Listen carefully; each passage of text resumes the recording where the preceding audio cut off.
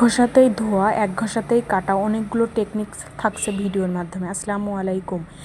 আমি প্রথমে শিং মাছের মধ্যে লবণ দিয়ে নিলাম 1 টেবিল চামচ মতো, দিয়ে দেখেন একটু ঝাঁকায় নিলাম। একদম সাথে সাথে শিং মাছ একদম ওর যে শক্তি ছিল সেইটা দেখেন একদমই নেই। এইভাবে যদি আপনারা শিং মাছ কাটেন তাহলে দ্রুতও কাটতে পারবেন। আর ধোয়ার টেকনিকটা পরে দেখাচ্ছি। দেখেন একদম চুপচাপ হয়ে গেছে শিং মাছ, অনেক কালো ছিল। পোষাতা দেখেই মনে হচ্ছে পোষাতা, যেতই বিটিরা বলুক যে এটা দেশি, আসলে দেশি না।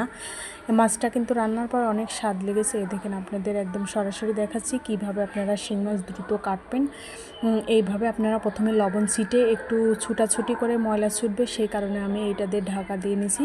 এইভাবে করে এখন আমি বটিটাই একটু ধার করে নিয়েছি, কারণ কাটবো তো। আর এখানে চাউলের গুঁড়া নিয়ে কাটবো, তার জন্য একটু চাউলের গুঁড়া নিয়েছি। এই দেখেন শিং মাছ এইভাবে আমি কেটে নিব। এই শিং মাছের মধ্যে ডিম আছে বলে নাড়িটা বের করবো না আগেই, ধোয়ার পরে ধোয়ার পরে তারপরে এইগুলা বের করব।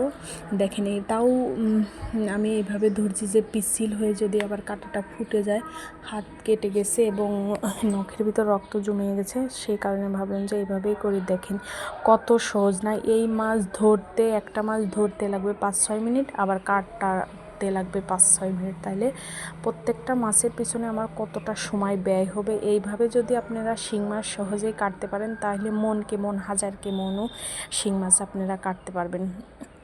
দেখেন আমি এইভাবে প্রত্যেকটা শিং মাছ কেটে নিচ্ছি। এই টেকনিক আপনারা যদি ফলো করেন তাহলে শিং মাছ কাটা একদম দ্রুত হবে, আর কোনো রকম ঝামেলা হবে না। দেখেন সমস্ত মাছ আমি এইভাবে করে কেটে নেব। সমস্ত মাছ এইভাবে করে আমি কেটে নেওয়া হয়ে গেছে। খুব দ্রুতই মাছগুলো কাটা হয়ে গেছে। দেখেন কত সুন্দর করে কেটে নিয়েছি, মাশাল্লাহ। আর ধোয়াটা ধুবেন আপনারা আপনাদের বাসার পাশে বা গ্রামে যারা থাকেন, ডুমুরের পাতা থাকলে ওইটা ধারালো, ওই পাতা দিয়ে যত কালো মাছই হোক না কেন, যদি আপনারা একটা ঘষা দিলে মিথ্যা কথা বলা হয়ে যায়।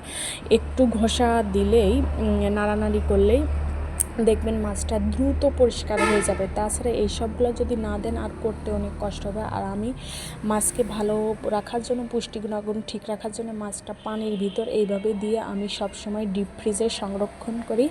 এইটা আমার ডিপ ফ্রিজ, আগেরটাই বড়টা আসলে ওইটা কয়েকদিন পরে খাওয়া হবে, যার কারণে রেখে দিচ্ছি বড় কৌটায়, বড় ফ্রিজে, এই ডিপ ফ্রিজে।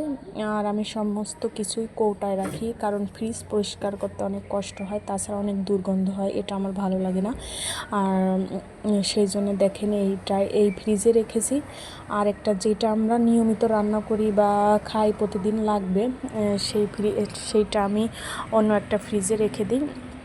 আর এই ফ্রিজে রেখে দিই। সমস্ত কিছুই দেখছেন আমার কৌটায় করে আমি রেখে দিয়েছি। এইভাবেই আমি ফ্রিজে রেখে সংরক্ষণ করি সব কিছু। আপনারাও এইভাবে করতে পারেন। দেখেন আমার একটা জিনিসও কৌটা ছাড়া নাই, ইনশাল্লাহ। এইভাবে করে যদি আপনারা ফ্রিজ রাখেন তাহলে অনেক ভালো হবে, আর কোনো রকমের কষ্ট হবে না ফ্রিজ পরিষ্কার করতে। ফ্রিজ খুললে যে একটা দুর্গন্ধ বের হবে, ওইটা বের হবে না।